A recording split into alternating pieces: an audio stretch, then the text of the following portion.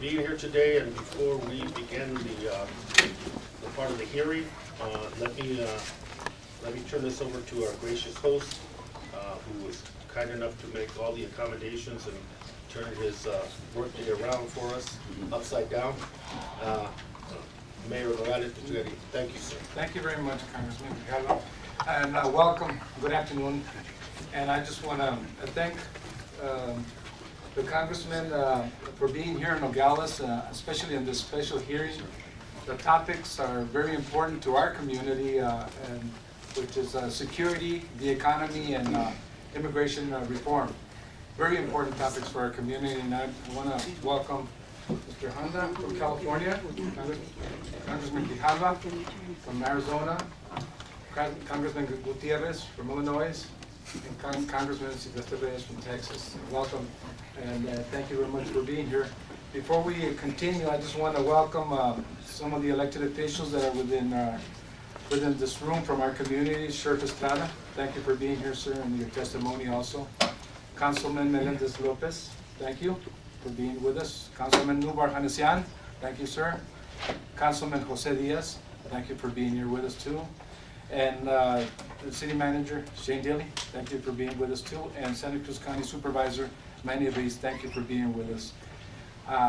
This is a list that was handed to me. I hope I'm not missing anybody, the elected officials within the community. But I want to thank you again. Thank the whole community for being part of this hearing. And I think these topics are very important for our community. Congressman Grijalva? Thank you very much. And let me thank the fine city of Nogales, and very proud and privileged to represent this area. And today I think marks a good opportunity, and I want to thank my colleagues, Mr. Honda,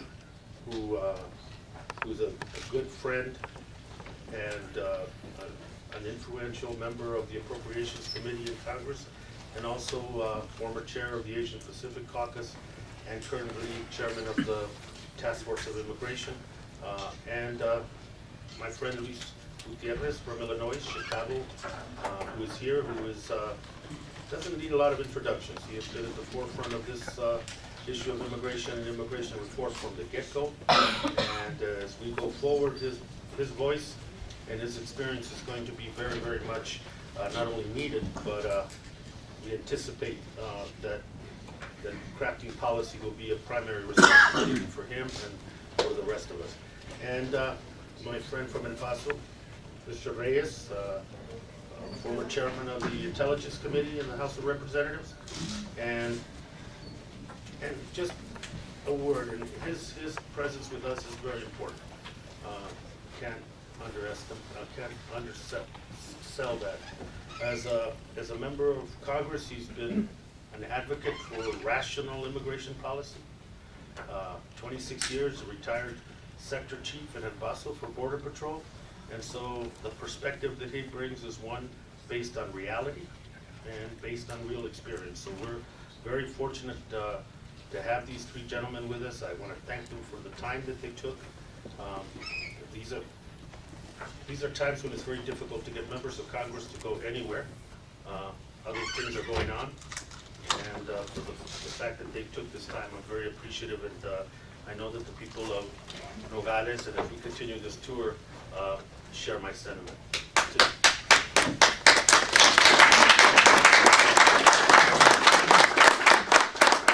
the end of hearing our witnesses and their testimony, it's all been submitted for the record, and we will transmit that record to the Congressional record as well, so that it is there. And beyond that, the information that we picked up this morning at Customs will be very useful to us. And the information that we pick up today will continue to be useful to us as we go back and advocate with our colleagues about the reality of the border. We understand enforcement. We are not begrudging or taking away from that effort, but we also feel that you need a complete picture of what the border is and what the border needs. And I think part of that complete picture has to deal with economics, has to deal with some humanitarian policies to begin to unify families, and to deal with the reality that there is a codependence economically between the state of Arizona, this country, and our neighbor to the south. And what do we need to do to facilitate, to make that stronger? So as we pursue the mission of security, we are with equal vigor pursuing the mission of economic growth and jobs. And so we try to bring witnesses that can speak to those subjects today, and I look forward to it. Let me, with that, introduce Sheriff Tony Estrada, our first witness. He was sworn in into office January 1st, 1993. Sheriff Estrada was born in Nogales, Sonora, Mexico. Immigrated with his family as an infant and grew up in Nogales, Arizona.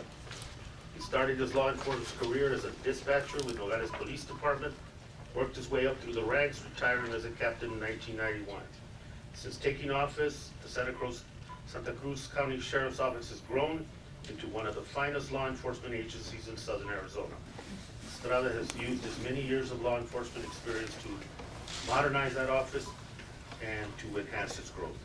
With that, thank you, sir, for being here, Sheriff. The floor is yours, sir. Thank you. Good afternoon, Councilman Grijalva, and welcome. Like I mentioned to you before, we made sure we had good weather for you. We have a great influence on that. Thank you for being here. It's very special that Washington comes to the board. I think it makes a lot of difference in really understanding the issues once you're here. I would like to begin by thanking Congressman Grijalva for providing this opportunity to address one of the major issues in our country today, namely the safety and security of the border area. I feel that I am uniquely qualified to address this topic, and that I have spent over 40 years in various law enforcement positions in and around Nogales, and currently I'm in my 5th term as Sheriff of Santa Cruz County. While I was born across the line in Nogales, Mexico, I obtained my education here after my family immigrated to Nogales, Arizona. I remain a bilingual, bicultural resident who came up from humble beginnings to become someone who has fully realized the American dream. I still live in the home, which is a few blocks north of the border. That being said, and despite my understanding of life of what we call the humble Nogales area, my first and foremost concern as sheriff is to promote the reality that Santa Cruz County is a very safe, very secure area, especially given that we do not have a natural buffer between Nogales, Arizona and Nogales, Sonora, Mexico. There is no Rio Grande River to separate us, or a dangerous desert wilderness that even the most hardy find life-threatening, such as even Tucson enjoys. We are literally back-to-back neighbors, which is one of the reasons there have been at least 70 tunnels discovered connecting the two sides of the border, built exclusively to transport drugs and undocumented crossing. In fact, I would not be surprised that there might remain undiscovered tunnels serving as a conduit as I speak these words. However, it is definitely, gentlemen, regardless of the rhetoric that we hear, it is not raining bullets here in Nogales and Santa Cruz County. There are a variety of reasons why Nogales and other communities in Santa Cruz County enjoy a lifestyle that is almost free from violent crime. First of all, we have the highest ratio of law enforcement personnel to residents in the county, in the country. There are about 1,000 U.S. Border Patrol agents serving the Santa Cruz County, more than 10 times that we had about 2 decades ago. In addition, there are numerous other law enforcement agencies, from the local Nogales Police Department and to my own sheriff's office, and dozens of law enforcement personnel from other state and federal agencies. Next, Nogales and residential Santa Cruz County is merely a conduit, an area that funnels drug smugglers and the undocumented to more metropolitan areas within Arizona and throughout the nation. Those who conduct this trade do not want to draw attention to themselves or to bring down the wrath of the law enforcement community before they reach their real destination. The crimes committed that here are mostly related to property, such as shoplifting and burglary, but even those have decreased greatly over the past few years. That is not to say, gentlemen, that there is no violence along the border, because there is. There were three undocumented aliens that were murdered in a single incident, and in a single incident, rape of 2 undocumented women, all of which occurred in remote areas of the county. However, it is mostly contained within the outermost remote regions of Santa Cruz County. Thanks to a combination of increased law enforcement presence, a reinforced border fence, and the most modern technology for detecting movement, the perpetrators have been forced to cross outside the inhabited areas. The violence that does occur is mostly, gentlemen, exclusively confined to the criminal acts committed against border crossers themselves. Robbery and rape are common, but most cases go unreported, as well dozens die every year after being abandoned by those to whom they have paid large sums of money to get them to a metropolitan area such as Tucson and Phoenix. The fact that there is little violence in Nogales, Arizona, or residential areas of Santa Cruz County does not mean that the U.S. government can relax its vigilance. The only reason there is such a dynamic trade in illegal drugs is because there is such a huge demand throughout America. While there has been a dramatic decline in crossing by the undocumented looking for work, given the scarcity of jobs during the Great Recession, there are still thousands from Mexico and Central America who are willing to cross into the U.S. because, despite the danger, the alternative of trying to scratch out a living in Mexico is a worse alternative. We must view the presence of local, state, and federal law enforcement like a finger in the dike. To ease up on the protection now enjoyed is to open a small crack that will eventually become a flood. The creation of the Department of Homeland Security following the terrorist attack of September 11, 2001 has helped to divert the potential for violence, but there is no cause to relax or to cut back. The fact that the residents of Nogales and Santa Cruz County enjoy a level of safety far above many neighborhoods, such as Tucson and Phoenix, should not be a catalyst for reduced enforcement. If anything, it should stand as a role model of what can be achieved when local, state, and federal agencies work together for a common cause. The border, gentlemen, remains active, lively, it's dynamic. A very thin line separates Santa Cruz County with its population of 45,000 from a very poor, very tenuous metropolis in Mexico of about 400,000. We in law enforcement have a responsibility of protecting our own residents, visitors to the border area, and even those who cross illegally from predators whose sole goal is to make money, no matter what they have to do to continue to flow dollars into their coffers. The bottom line, there is no sealing the border completely. You cannot seal the border. You will never be able to do that. The border has to be active, the border has to be lively. The longer the fence becomes, the more sophisticated the technology, the stronger the law enforcement presence, the greater level of safety for those living near Mexico.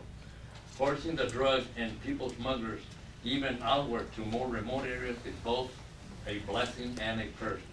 As long as there are those in the U.S. who will purchase drugs, and as long as the economy of Mexico is below that of the United States, even with our economic challenges, there will be those that will do whatever it takes to cross. This does not even address the very real threat that the next terrorist attack could come from the south. Protecting the border area never has been and should never be the sole responsibility of local enforcement personnel. The isolated incidents of violence against a rancher or even law enforcement personnel may not be justification for keeping up the present, Congressman Grijalva, but the alternative is one that could impact every American regardless of where he or she resides. Whether we are dodging bullets or not here in Santa Cruz County, we need to make sure that it never does anywhere in the United States. Gentlemen, thank you very much. Thanks for the opportunity to be able to express some of our views here with regards to border security. And again, I can only emphasize that we are a very secure and a very safe community. Thank you. Thank you, Sheriff. Appreciate it very much. Let me turn to my colleagues for any questions they might have. Beginning with Mr. Honda, sir. Thank you very much, and Sheriff, thank you for your testimony. It was both interesting and enlightening. I think that the general sense of the rest of the country, when you say the border, it feels like it's every feet, every foot of the border that's in danger. And what you're telling us is that that's not so, but it doesn't mean that it doesn't exist. And there has to be some sort of strategy that's going to be encompassing the entire length of the border, but it has to be smart and strategic. Having visited the border with Congressman Grijalva, I learned that the issues at the border are not only about people trying to cross over, but it's also things that goods and services that come across that could also be a conduit for illicit drugs or other things. But aside from the drugs, there's a great trade that's going on, and has a global sense. In terms of law enforcement, both local, federal, international, and looking at the global synergy, taking in the other countries, Latin America and Asia, have you any ideas or thoughts about how we can approach this as a policy group in a better way that makes more sense, achieves the goals of safety, and also achieves your continuous goal of safety of your community? Congressman, I believe it's obviously numerous things that obviously have to be done, especially with regards to drugs here in America. Somehow we have to reduce that demand. We have to somehow start working with the very young to wean them of drugs, because as long as we have an issue, and as long as over 50% of the consumption of drugs are here in the United States, we're going to continue to have that issue. We're going to continue to have that problem. So I think we have to attack it from the young people that we have here in the United States. We have to probably spend as much resources and funding as we possibly can to reach them. So hopefully for the next generation, we won't have those issues that we're experiencing right now. As far as the issues regarding legal immigration, obviously the 10 or 11 million that are here that are not being recognized, I think that has to be somehow identified, recognized, and maybe if these individuals are obviously good, hardworking people that are contributing to this country, that they should be given an opportunity, a path to residency that is reasonable and expedient, so that we can somehow deal with the immigration problem as well. I keep telling people, and I think we all agree, Congressman, that we all agree that people should come across the border legally. We all agree on that. But the reality is that that's not going to happen. Because what you have a lot of very poor people that are coming over here to work and to make a better life for themselves. So as long as you have that, you continue to have immigration issues related to that. These are people that probably will never qualify. They don't have a paper trail, probably not even a birth certificate to be able to qualify. And obviously the system is such that it takes forever for anybody that even has the proper document to make it legally into the United States. So drugs, obviously we have to wean ourselves from that. As far as the immigration issue, and not only recognizing the people that can be here, providing a pathway that would be a lot easier. I think that also some of the things that have to be done is you have to work very closely with Mexico and the other countries that are experiencing some very difficult times, and hopefully somehow assist them in making their economies a little better, so that hopefully the people will remain, because I know that people want to remain in the country. They want to remain there, given the opportunity they do. So those are just a couple of the thoughts that I have with regards to the drug problem, and of course enforcement, continuous enforcement. Some of the things that have obviously reduced the immigration flow are some of the laws that have come into effect, the economy, the danger that these people are facing when they do try to come over here, and the expense that they have to pay in order to come across. So it is a phenomenon that obviously is going to require a lot of thought and a lot of work and a lot of commitment by a lot of people. Thank you. Thank you. Mr. Graves, any questions, sir? Well, thank you for your testimony, Sheriff. And part of the issue with the bad publicity that our border communities get is that impacts our economic development and our ability to present what is the real story, which is our border communities are safe. In fact, five of the 10 top safest cities in the country are border communities, to include El Paso, which is currently the safest city in the nation. So that has a definite impact on the border, the misperception that is presented nationally and even internationally. When you talk about exaggerations by, in my case, Governor Perry in Texas, and in your case, Governor of Arizona. We have done a very good job, I think, in Congress, and I say this based on my experience of 26 and a half years in the United States Border Patrol, the last 12 as a chief, of protecting in between the ports of entry. My question is, how is the coordination and the cooperation between the Border Patrol with your office and what you've heard with city PD, but more than that, with the groups that are doing humanitarian work in these counties in Arizona, to make sure that that lives are reduced simply through dehydration and those kinds of issues. So if you can comment on that, I would appreciate it. Thank you for the question. I think we have a very special, a very unique relationship with our partners in Green here in Santa Cruz County. I think this county is unique and special in that we do work very closely. We recognize their efforts, we recognize the success that they have here. Like I mentioned, there's about 1,000 of them here. That provides for a lot of safety, a lot of security here. They're doing a tremendous job. They're doing a difficult job. And, you know, we partner with them as much as we can. Currently, we do have stone garden funds that are being provided. Therefore, we support their mission as well.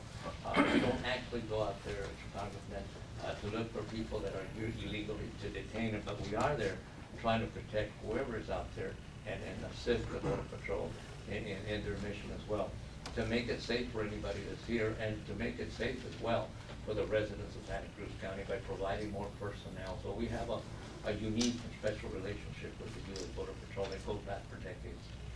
How about with the groups that are working in a humanitarian effort to save lives? We have very little contact with them. They're there, they're working, they're successful, they're accomplishing a lot for the people that are hurt or injured coming across the border through the desert.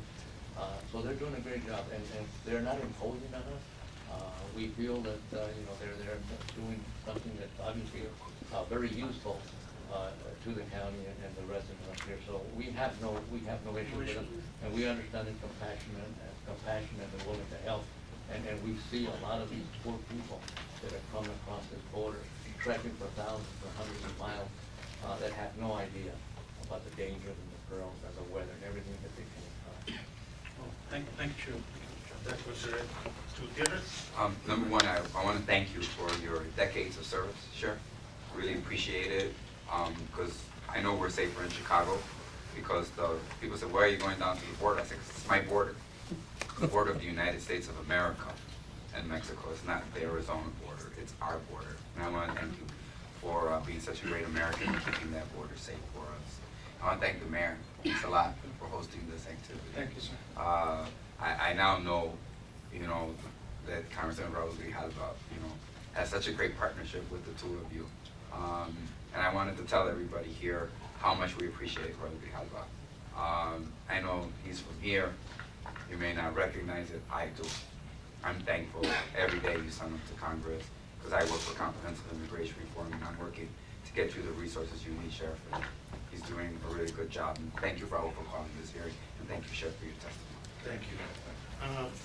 Sheriff, a couple of, at a federal level, the federal initiative right now, that despite all the carnage that we see in Mexico and some in the U.S. with guns that are illegally purchased from U.S. dealers, there is still really no law specifically making firearm trafficking a federal offense. Give that kind of to the effort. You support that kind of federal initiative? And a two-part question. The other one, the administration began requiring federally licensed gun dealers in 4 border states to report when they sell large numbers of guns, long guns, including assault rifles, to the same person in a short period of time. Huge backlash of my colleagues in Congress opposing this reporting measure that I think could stem the flow of guns. Do you support both those initiatives? I do. Obviously, I believe that people have a right to have arms, but I think there has to be some sensible approach and controls and restrictions. Because I think as a result of the current laws, you see the issues that we're facing right now. The abundance of weapons that are being purchased and are being taken in Mexico and elsewhere. So I do believe that while people have a right to bear arms, I think they also have a responsibility to be doing it in an appropriate fashion. So I believe laws can be a little more restrictive and should be a little more restrictive. I don't think it denies anybody to have a weapon, but I think it does prevent multiple purchases of weapons that will probably get into the wrong hands. And I don't believe anybody really wants to buy a dozen or 2 dozen assault rifles. So if he needs one, he may need one, but maybe not even that. I think there needs to be a tighter control and more restriction, more control at the federal level and also at the state level. Thank you.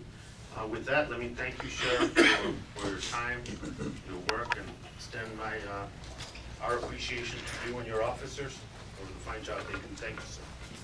Thank you. Thanks for the opportunity. Thank you. Let me now invite Dr. Gregory Hess, Chief Medical Examiner, Pima County. Dr. Hess is the new Chief Medical Examiner in Pima County. And the mission of that office is to provide accurate, timely, compassionate, and professional death investigation services for the citizens and the residents of Pima County, Arizona. And, Dr. Hess, I'm not welcome. He has a distinguished record of experience and academic record. With that, sir, thank you for taking your valuable time and look forward to your testimony, sir. Thank you for inviting me and for having the opportunity to speak in this committee today. Essentially, I believe I was asked to come and speak to give some objective estimation of the number of people that died crossing the desert, essentially since the late 1990s and early 2000s when migration patterns changed and people started to cross here in the Arizona desert from where they had historically done so in the past. The Pima County Medical Examiner's Office is basically a regional forensic facility in southern Arizona. Arizona is a county-based medical examiner system. There's no coroners here. Many of the counties in Arizona aren't large enough to support their own office, and so they send their proceedings to our office. Essentially, this is just a representation of what I'm trying to say. Is our office is here in Tucson, and we're here in Nogales right now in Santa Cruz. And Pima County does all the forensic work for Pima, Santa Cruz, Pinal, Graham, Greeley, Gila, and La Paz. We do some casework for you from Yuma, Navajo, and Apache. So it's a fair amount of the state and most of the border. This is what I was discussing earlier, is that we have a large number of migrant deaths on an annual basis. It began here in the late 90s and early 2000s, and it really started to pick up in 2001 with 75 deaths. And then you can see since that time,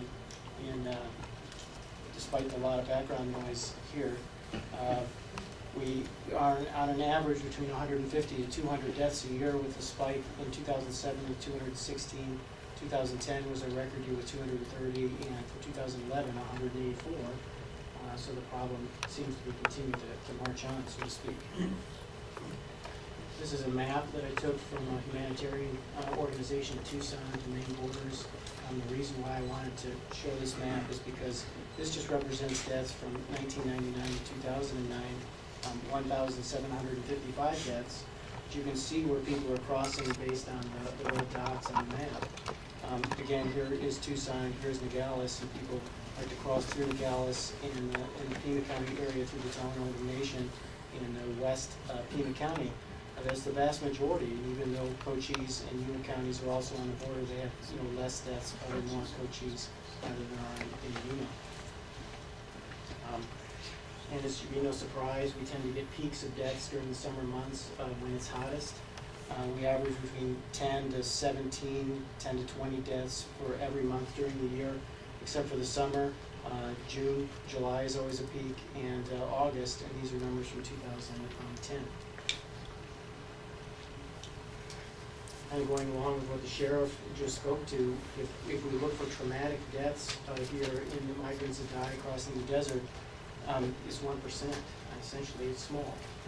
Firearm-related deaths, there was 3 firearm-related deaths in 2010 in migrants. The deaths that the sheriff mentioned earlier in more remote areas in Santa Cruz County in 2011, those numbers aren't represented here.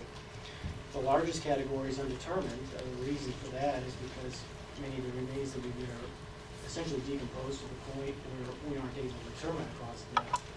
Many of them we believe died due to environmental exposure, either hyperthermia being too hot or hypothermia being too cold, in combination with something like dehydration and exertion.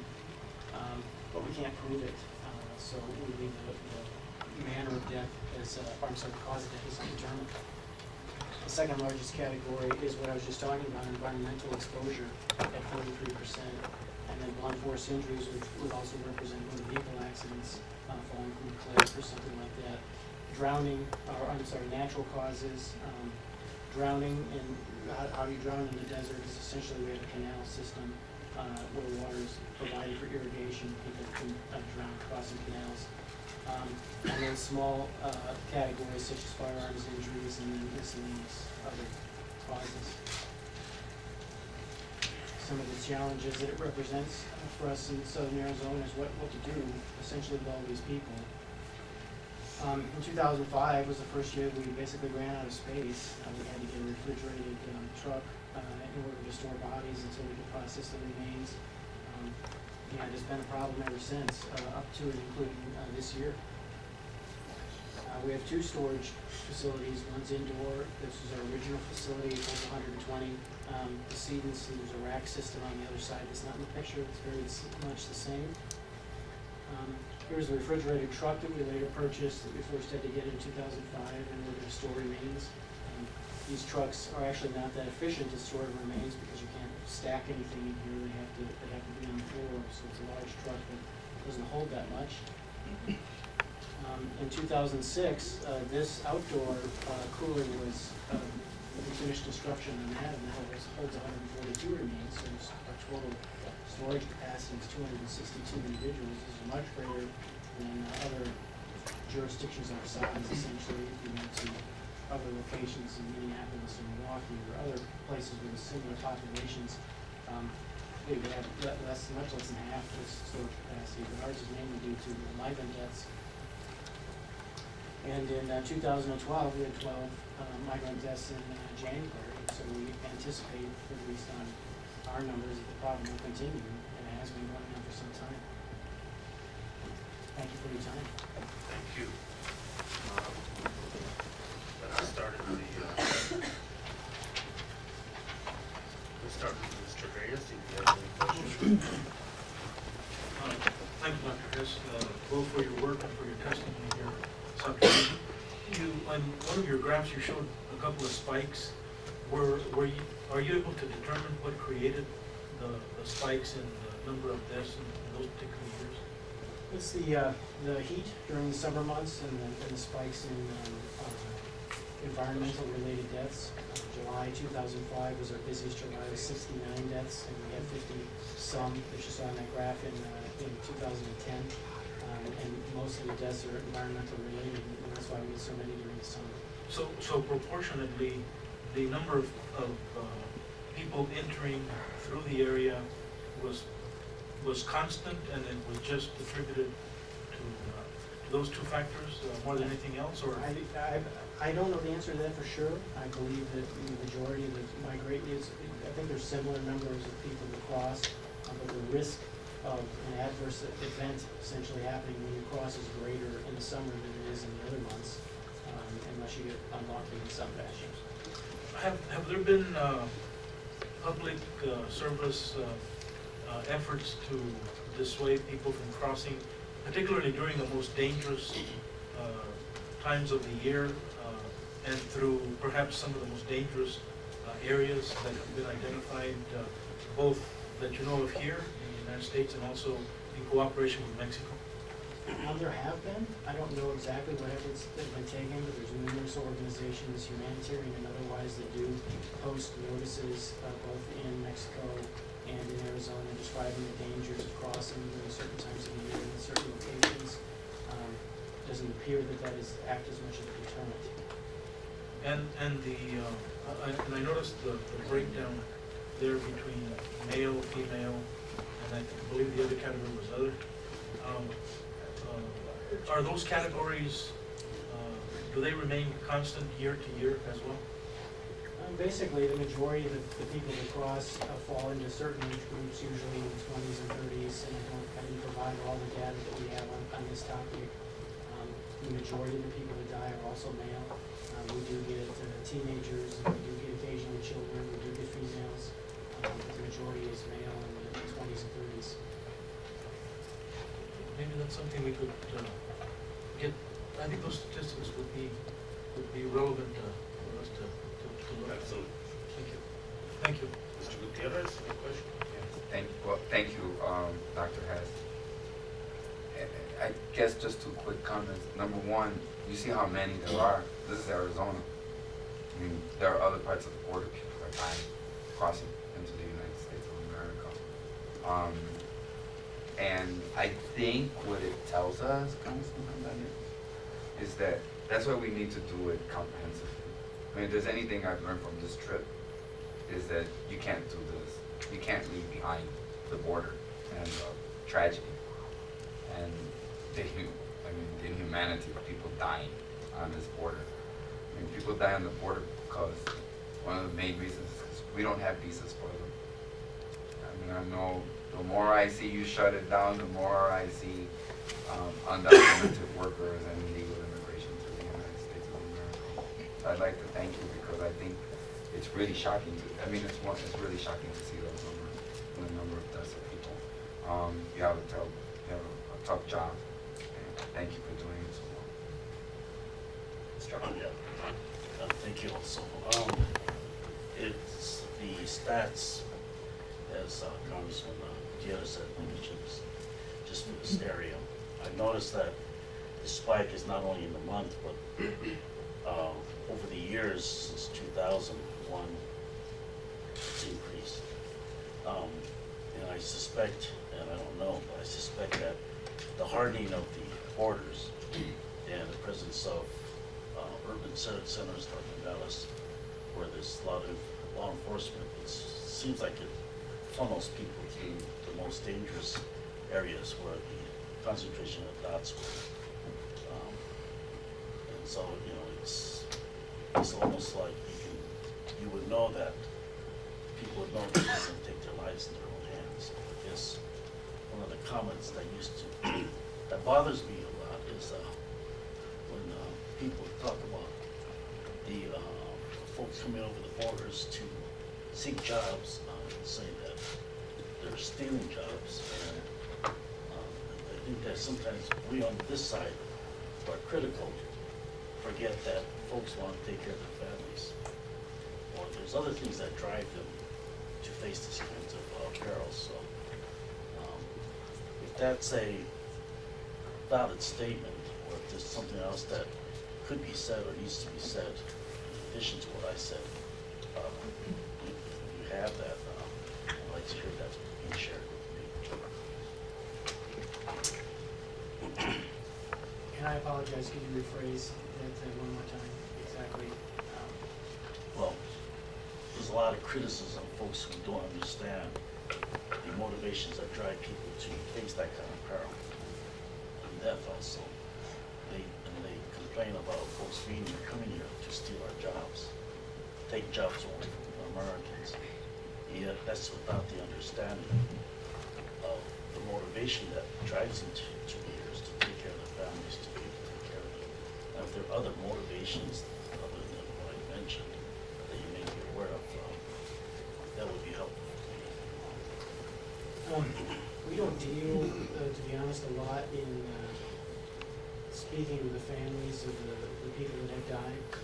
We do get a lot of assistance with that, also with collecting missing persons reports from these organizations. We ourselves are not necessarily a law enforcement agency.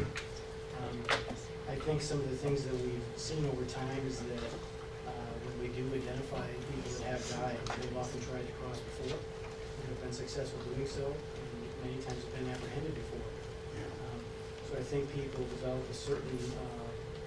develop a certain amount of, become a little cavalier about it since you've been successful in the past. There's no reason why you can't be successful again. Oftentimes people seem to cross with an idea and a plan where they're going to go. They're not just willy-nilly crossing the border. They have a place that they are going to get picked up on a roadway, and something unfortunate happens on the way, either when they didn't get picked up or they got lost and went the wrong direction in a desert area and then run out of water or get too hot or something like that.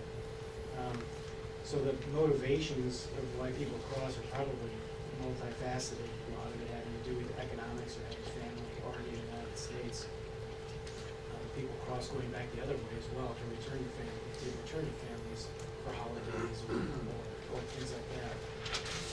But I know that didn't directly answer your question, but we don't have a lot of information on motivation. No, I understand your response of that, so that's probably not the area that you're concerned about in terms of forensics, but you do deal with the families, or I don't think that this is a job that you have that's void of sentiments or things like that. I'm sure that that's No, something that we talk to families every day. Yeah, I appreciate that. Thank you. Thank you, Dr. Reyes. Appreciate it very much for taking the time to be with us. Since 2001, your office has processed about a little over 1,900 migrants in your facilities since 2001. Do you consider these deaths on the border to be a humanitarian crisis? And the question is, if yes, why, or no, why not? Well, it's been a constant for us for a long time, and seems to be unchanging. But I guess that does represent a bit of a humanitarian crisis. It's almost like having a mass disaster every year, spread out over a year rather than one at a time. But it's almost the same population as would be in a plane crash. And the difference is that there's no manifest, so we have a lot of difficulty because we don't know what people are. Where if you have a mass disaster in some other format, somebody can give you a list and it's a matter of figuring out who's who. So, storage is a big challenge for us because we have run into identification problems. We have approximately 660 unidentified remains that have come through our facility. We still have all the charts there in hopes to identify them. It's very difficult to obtain missing persons reports. Very difficult to know where families that aren't in the United States, who did they contact if they're missing someone, and how do we end up receiving that information. They don't know anything about Pima County or a loved one is supposed to go to Chicago. How do they know that they're missing Pima? So it's an ongoing problem. And then that last point was excellent, Doctor. We don't have a manifest. And in 2001, Border Patrol apprehended 1 million people on the southern border. In 2011, based on the mission that was going on at the border and the work of Border Patrol, that number dropped to about 330,000. Yet from 2001 to 2011,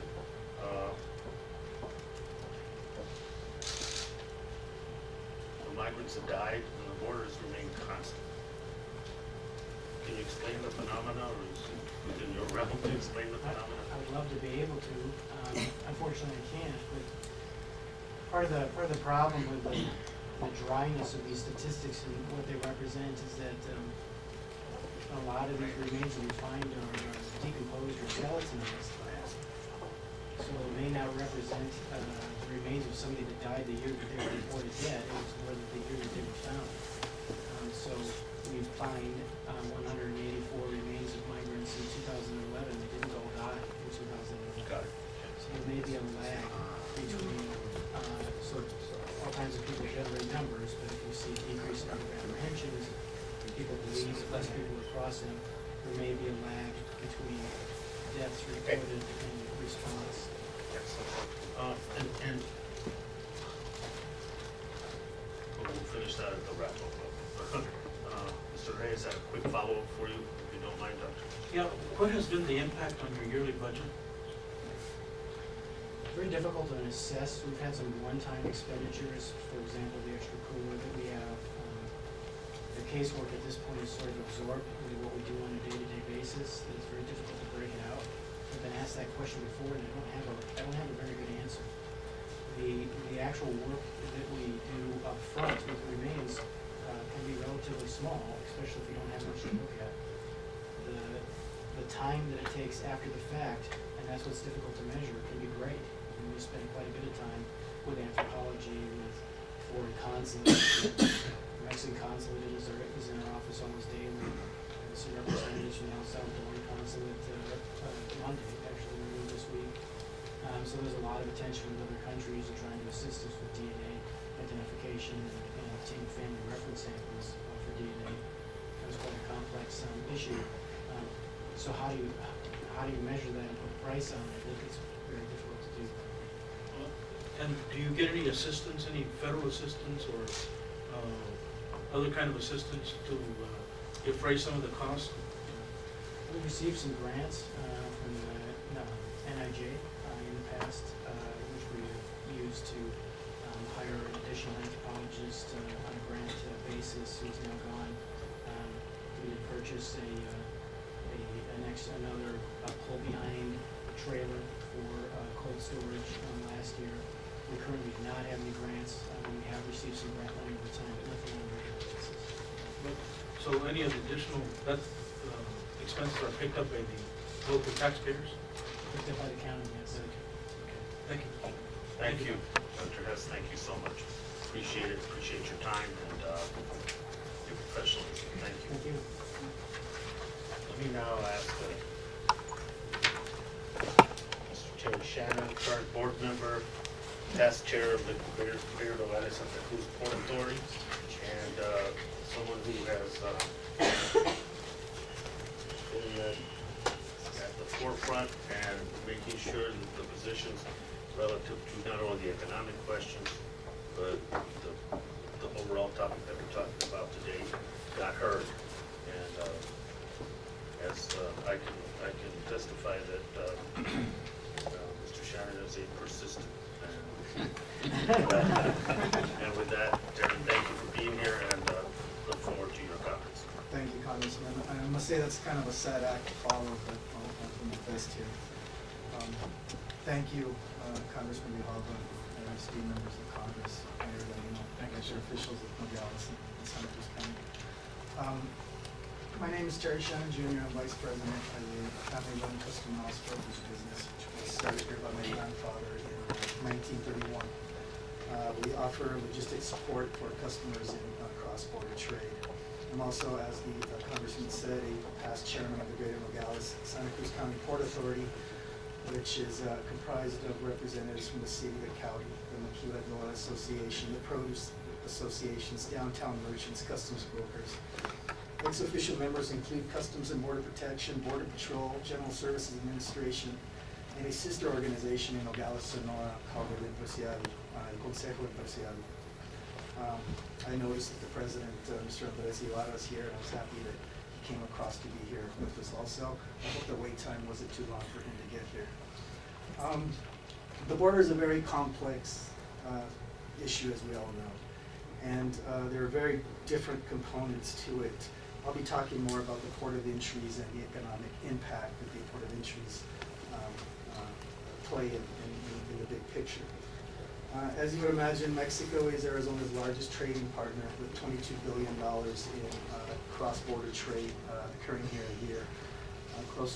We're closing in on 300,000 commercial trucks and 90,000 rail cars passing through here per year. But we're also the principal gateway for tourism.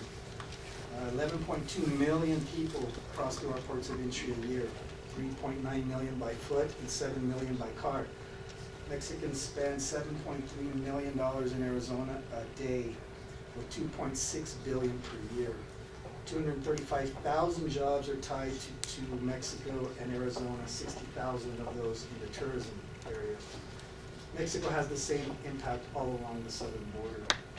The problem is that the economic vitality is being jeopardized across the southern border due to insufficient staffing and outdated ports of entry. It's not uncommon to take 2 hours to cross the border coming north and another 45 minutes going south. And this can double and triple at different times of the year. Someone who's going to go shopping in Nogales or Tucson or Phoenix will really have to take into consideration they might be spending 3 hours just to get through the border. During a recent trade conference in McAllen, Texas, I sat in the audience and listened to people say the same thing. It's not just Arizona, it's Texas, it's New Mexico, it's California. In 2005, 34 million people crossed through Arizona's port of entry. In 2010, we saw a reduction to 23 million people. While some of this decline is attributed to world economy, the hours of waiting is not helping the situation. Folks that would cross on a whim to come shopping need to really plan ahead or just don't come at all. I must add that thanks to the city and county law enforcement combined with the federal presence here, Nogales is a very safe place to live. My office is 1 block from the border and I feel safe as can be. Since 1993, the U.S. has engaged in a long-term effort to increase enforcement along the southern border. While Border Patrol has gotten the lion's share of funding and officers in this time frame, CBP has seen a minimal boost. Now don't get me wrong, I have nothing against Border Patrol. I respect them and they have a very difficult mission and a dangerous mission. What I'm asking for is balance between the two agencies. We greatly appreciate the efforts of those who are drawing attention to this pressing problem. Congressman Grijalva and Congressman Reyes, your leadership on these issues are greatly appreciated with your bills discussing funding, CBP staffing and infrastructure. It was during my tenure as chairman of the Port Authority that I met with both of you on numerous occasions in Washington, D.C. and discussed these issues. And again, we greatly support you and are appreciative. Thanks to the American Recovery Act and $214 million investment, the much needed reconfiguration of Mariposa is underway. But at the same time, right now, we are short 200 to 250 officers at our outdated ports of entry as it is. If we currently are unable to staff our current infrastructure, how are we going to staff one that's 3 times larger? Customs officers at our ports of entry, like Border Patrol officers between the ports of entry, are the front lines of Homeland Security against terrorists, criminals, illegal aliens, weapons, contraband, and more. But customs officers must also continue to process the flow of legitimate travelers and legitimate commerce while looking for the needle in the haystack. We ask that Washington, D.C. act in order to get staffing and necessary resources to address the congestion, trade, and security issues at all of our ports of entry. This is critical to the Arizona economy, the border economy, and the economy of the United States. During his recent State of the Union address, President Obama said we're back and made many references to international trade and U.S. competitiveness. In order to live up to our full potential, we must be sure that our ports of entry are ready. I want to thank you very much for coming down here. I think it is so very important that discussions on the issues of the border happen at the border, not hundreds of miles from the border, thousands of miles from the border, but here. And we are very appreciative of you coming down and Congressman for having this hearing here. Thank you. Thank you, sir. And let me turn to my colleague, Mr. Gutierrez, for.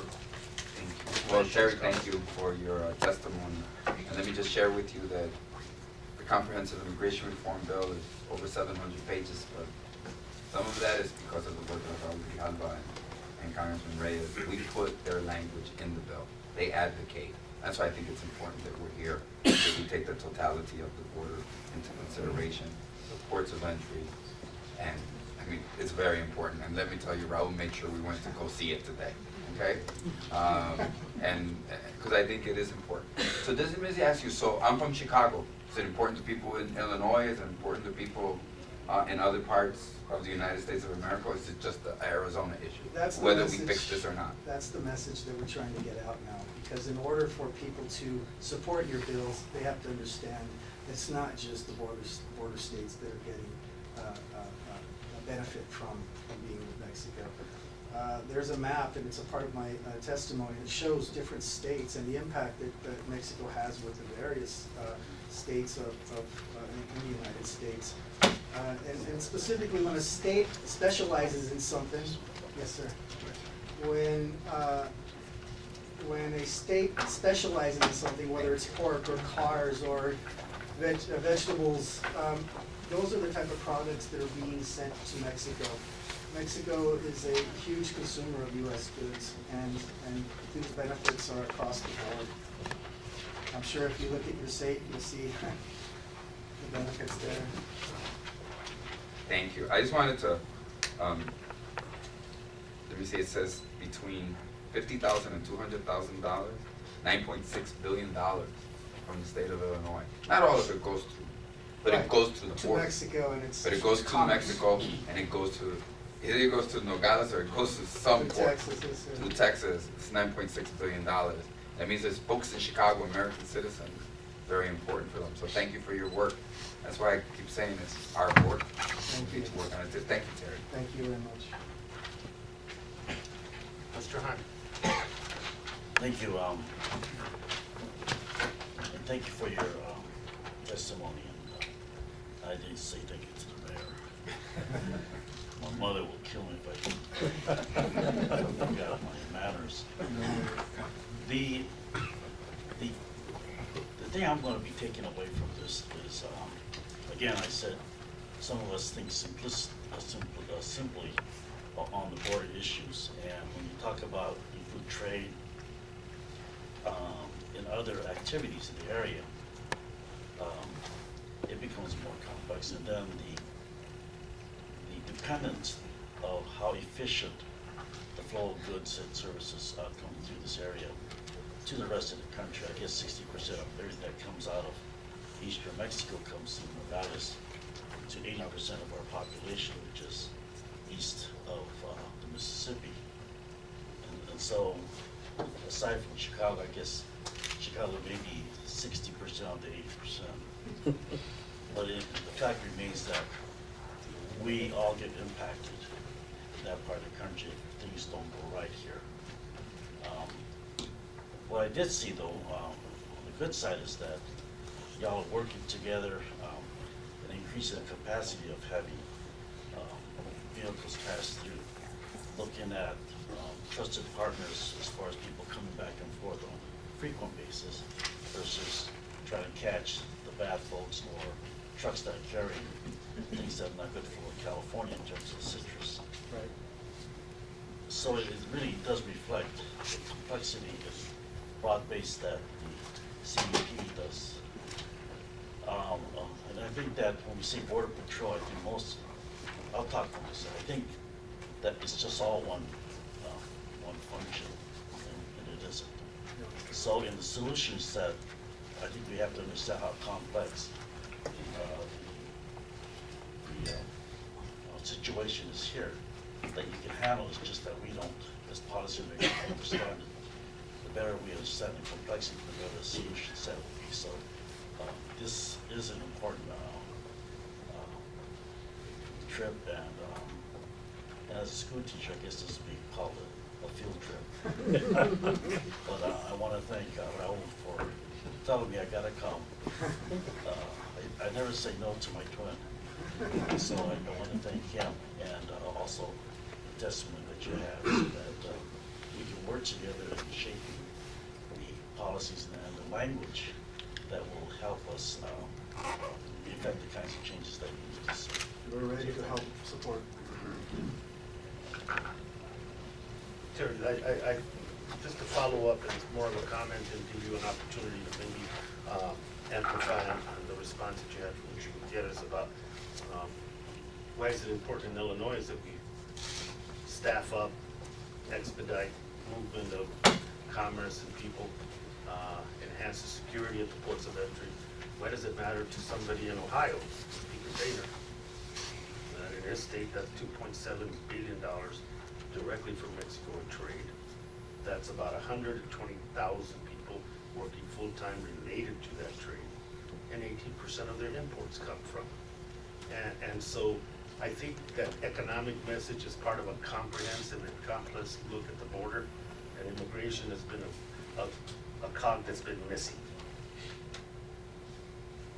And not to diminish any other effort, if we don't strengthen this part of the complement, we might have a totally secure border, but a very, very poor, underdeveloped, and economically disadvantaged region. And you can amplify with that. I think when I talk about infrastructure, and as we talk about immigration reform, you know, we hear the discussions of guest worker programs, but we don't have the infrastructure to these people were to line up today and we were to have immigration reform, we couldn't possibly get all these people the visas that they needed to come in right now. It would be a saturation of our infrastructure. So if we don't look at the big picture, and it's like I said in the beginning, so complex because it's got so many different components. But I mean, just looking at that, I mean, if we all of a sudden we do have some sort of a worker program or anything along those lines, Congressman Hahn talks about the trusted traveler and trusted importers and exporters. Those are all vital to the movement through our ports of entry, but if we're not ready to handle them, then the economy stands to lose, and it's not just Arizona, it's the United States. Thank you very much, Chairman. Mr. Hunt. The other thing I picked up there was that the Border Patrol is a function of federal monies. The CBP is a function of fees. I understand that they're paying, the funds come from fees that is acquired from the border.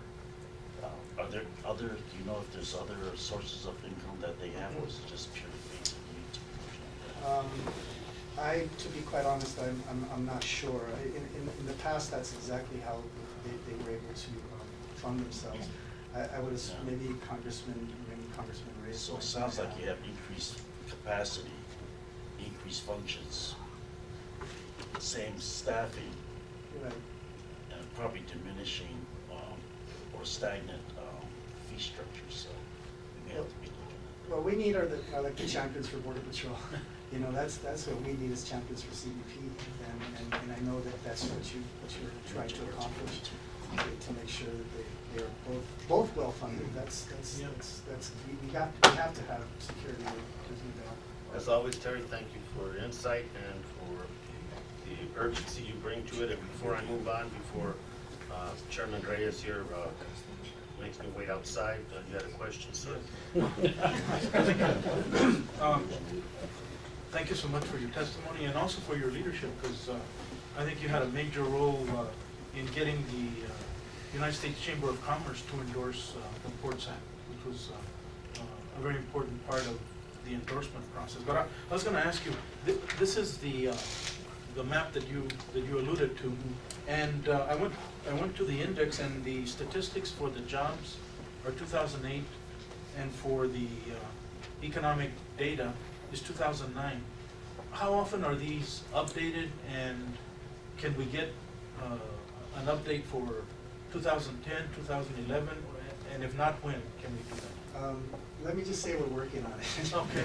It's the flow of information sometimes isn't as quick as we'd like to have it, but we are definitely working on it. And the reason I ask is because I think it'll be a significant increase Yes.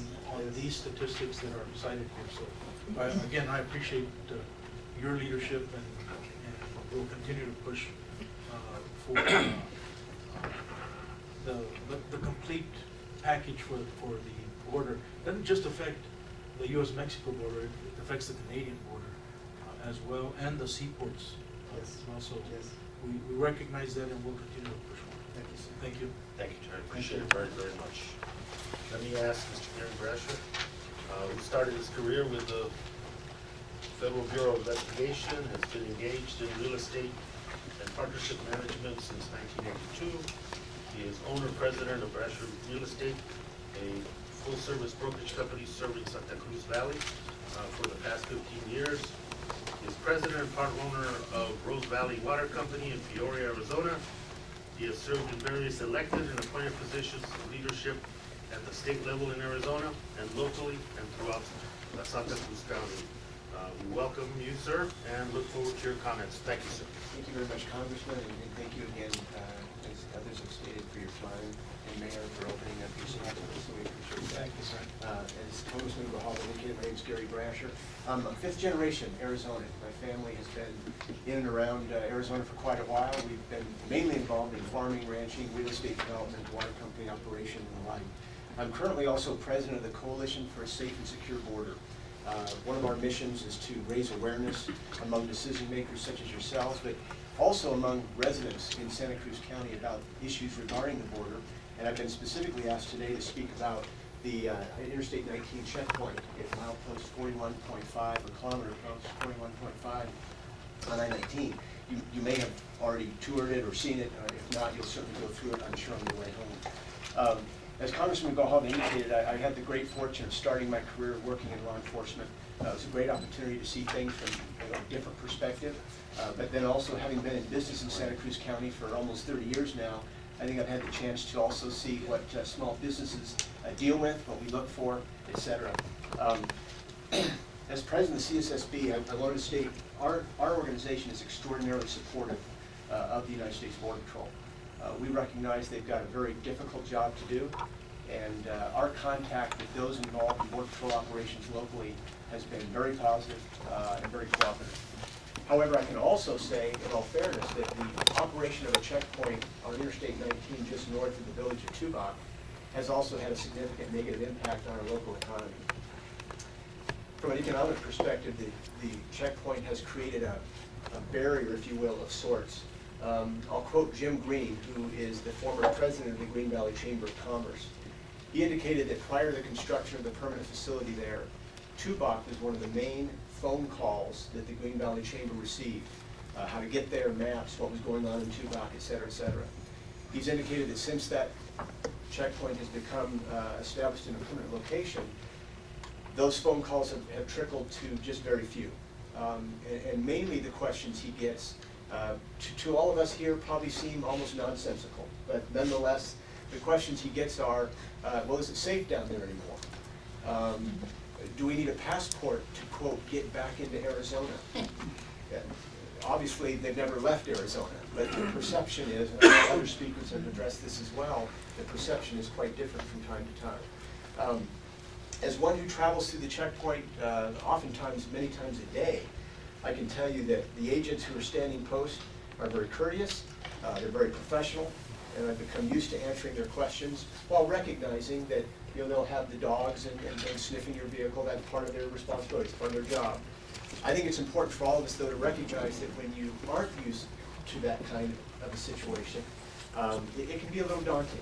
I think oftentimes people will come down, and then having gone through it, whether they had to wait in line is really not so much of an issue. But I think once they get into the checkpoint or underneath the canopy, even people that haven't done anything wrong, they just get a little nervous having to go through that. I know as a specific example, some people who have come down from Canada on a pretty regular basis to play in a golf function there in Tubac have indicated that they are just not going to come down anymore.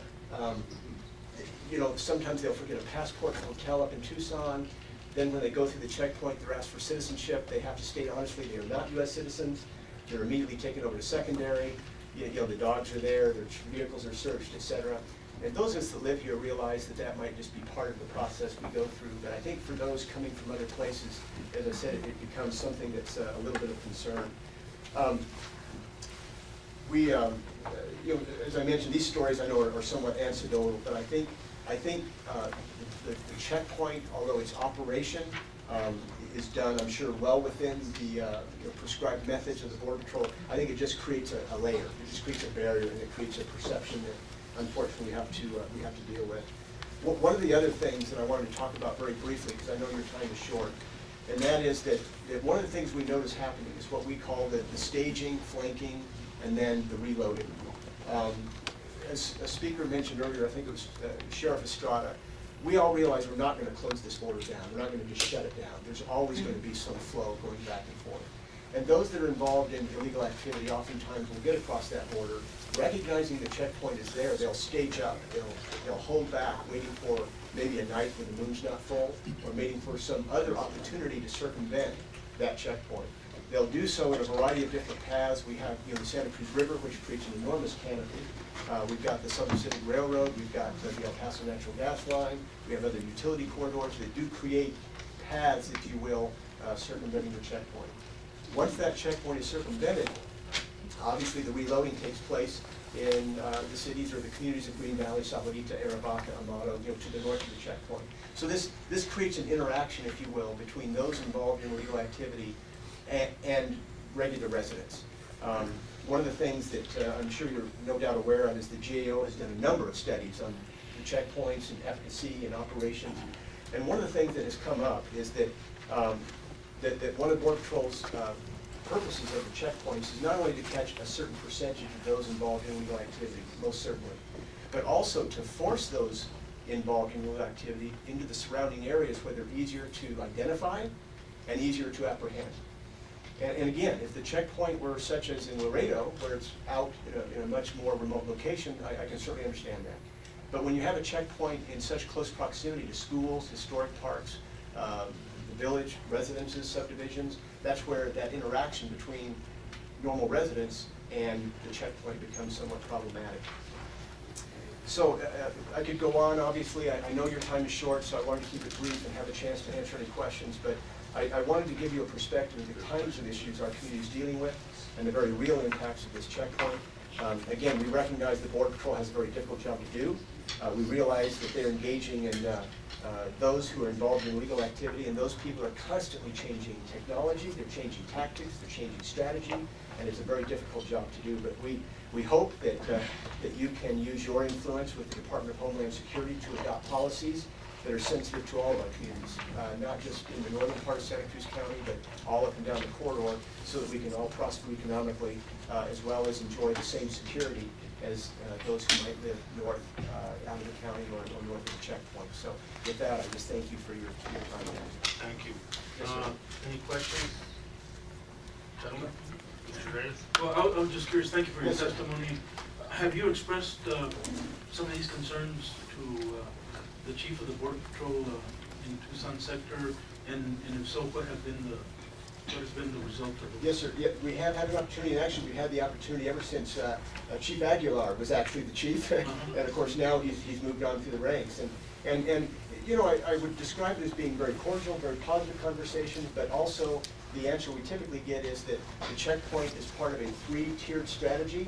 The border itself being, you know, the first layer of defense, the second layer being the roving patrols that they have in their vehicles, and that the third layer being, you know, the checkpoints not just on I-19, but really throughout the area. So I think there's been an appreciation for our concern, but nonetheless, this is their policy and one that they're going to be sticking with. So.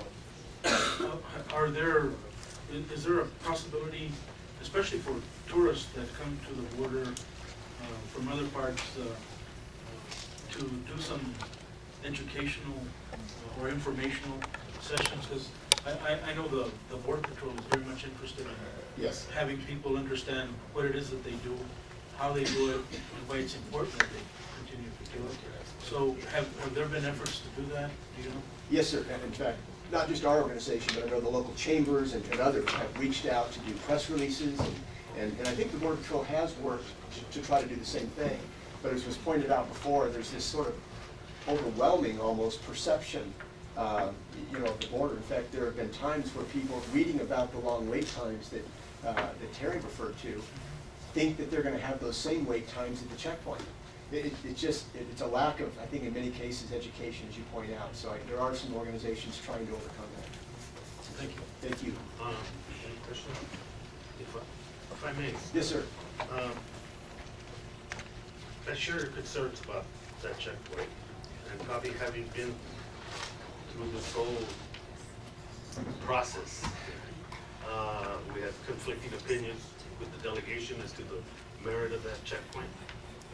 But given all that, one of the arguments that perpetually is used on your point of view is that we're talking about security, and that by eliminating that checkpoint, and I'm not sure if it's permanent, semi-permanent, or will move to different locations. That was one of the understandings, but I think it looks pretty permanent. Yes, sir.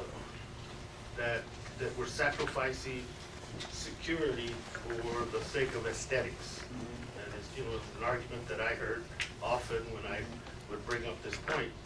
How are you responding to that? Yeah, I think in a couple of ways. I think in terms of security, I think that includes the security of those people who live very near it. As you start pushing people out around, as I said, they're getting around that checkpoint by going through residential communities. We have high-speed chases. We had a situation in Amado that was in the Nogales International, or it was reported on, where a vehicle that was being chased by the Border Patrol literally went through a guy's living room, through a bedroom and almost hit the residents. So I think security is two-sided. I recognize the more global issue is the United States security, and we appreciate that. Our hope is that as technology improves, as methods and tactics improve, that a sense of compression can begin to take place to where we're not falling back 25 miles and thereby increasing the area that has to be secured to 6,500 miles. We're starting to compress that closer and closer to shore. Two-part question. Yes, Let me sir. go back because the questions I'm asking you are some of the very pointed remarks that were directed at me during this. I understand. So you're just against Border Patrol, and that's why you're opposition to the checkpoint. And because they're doing a job and they're making it inconvenient, but they're doing their job, so therefore you must be against Border Patrol as totality. I know I try to answer it. How did you answer it? I'll answer it by saying that 98% of I think what the Border Patrol does, we're in complete lockstep with.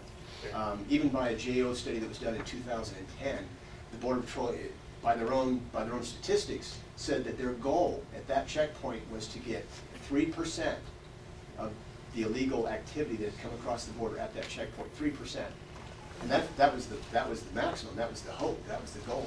So our feeling is we support them 100%. We think there are other methods that would be more efficient than the checkpoint.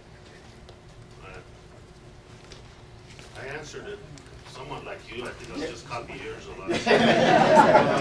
Yours may be better, undoubtedly. I think I know I could. I don't know. Last, Yes, sir. one of the points of compromise during this discussion that didn't go anywhere, but one of the points of compromise was mobile checkpoint versus permanent. You and the people you represent, what was your reaction to that at the time? In fact, we've been very supportive of the what we call tactical and mobile checkpoints. I recognize those do create some additional challenges for law enforcement, but at the same time, our theory, our hope was that if certain locations, not just on I-19, but the 6 routes that leave the border, that travel into Arizona and on into the United States, if they could each be equipped at different locations with the plug-ins, the electric, the things they need. So that intervention is still an option on the table? Absolutely. As far as we're concerned, that would be a vastly preferable option. And that can also adjust to intelligence and tactics of those involved in the activity. Thank you very Yes, much, sir. Appreciate Thank you it. very much. Thank you. As part of the, our last panelist witness is Mr. Daniel Rodriguez, co-founder of the Arizona Dream Act Coalition. He attended at Arizona State University and currently is attempting to finish law school.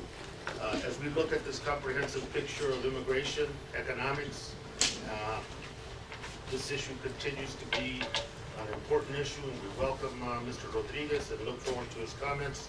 Sir, welcome. Thank you, Congressman Grijalva and esteemed members of Congress. Thank you for providing me the opportunity to address you here today. I'm sorry I can't be here with you. It's really a shame. Again, my name is Daniel, and I was born in Monterrey, Mexico in 1986. I am told that there is rising cartel-related violence in Monterrey these days. For our family in Monterrey, however, violence was always there. The only times I had seen my mother cry was when she was lying on the floor after she was being beat by my father. Our move to Arizona was an attempt to run away from violence at home.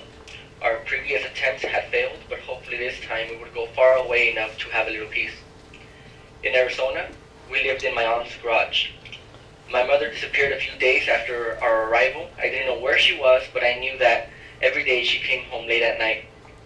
I was a confused and angry little kid. I didn't know where I was or the language that people around me were speaking. So one night, I decided to stay up and wait for her, to ask her, why did she leave me? Where was she? She came to the garage, but instead of hateful words, I said something much more honest. I said, Mamá, te extraño. Mom, I miss you. I must have hugged her for a whole hour before anything else was said.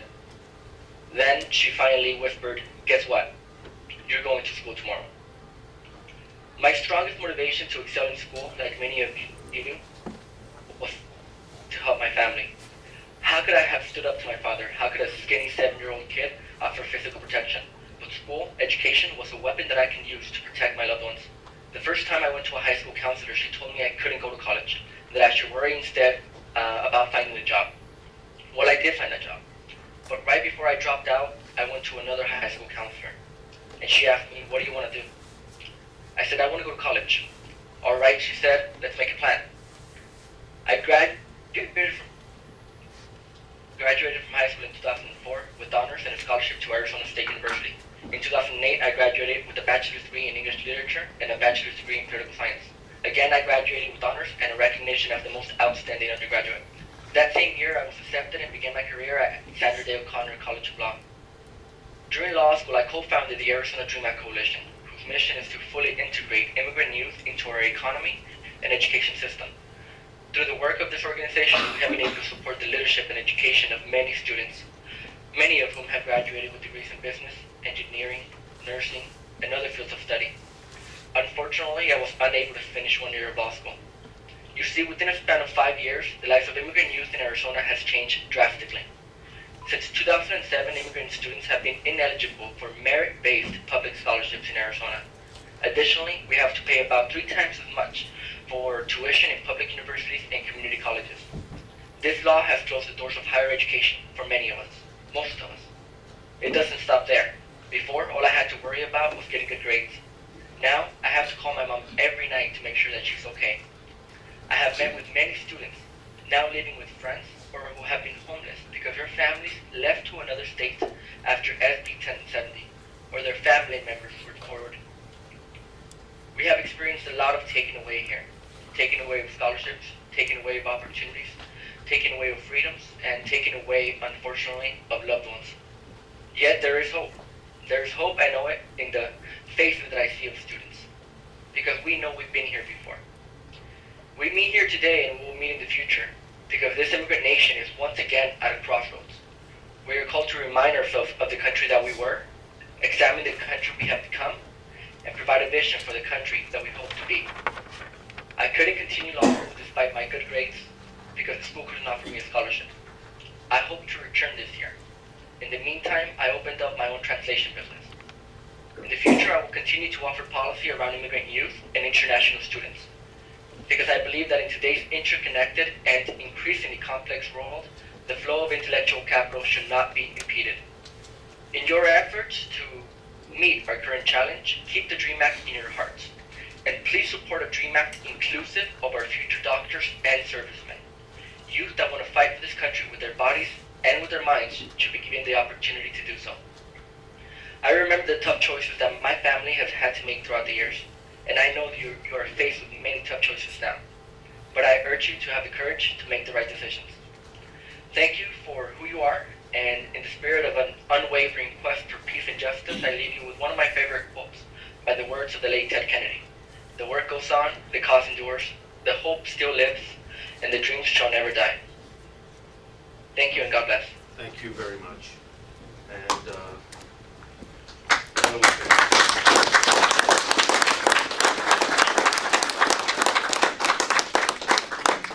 again, if there's any comments or questions for my colleagues, I'll open it to them, gentlemen. I think there's no questions. Let me hope I could wrap up a comment for all of us is that as we talked about economics today, as we talked about revitalization of the border region, as we talked about the future that we need and the priorities we need to have along the border, you represent an economic resource that this country cannot afford to lose. An intellectual property and a peek at the future that is going to be America's. And so for that, I thank you. For your courage, I thank you.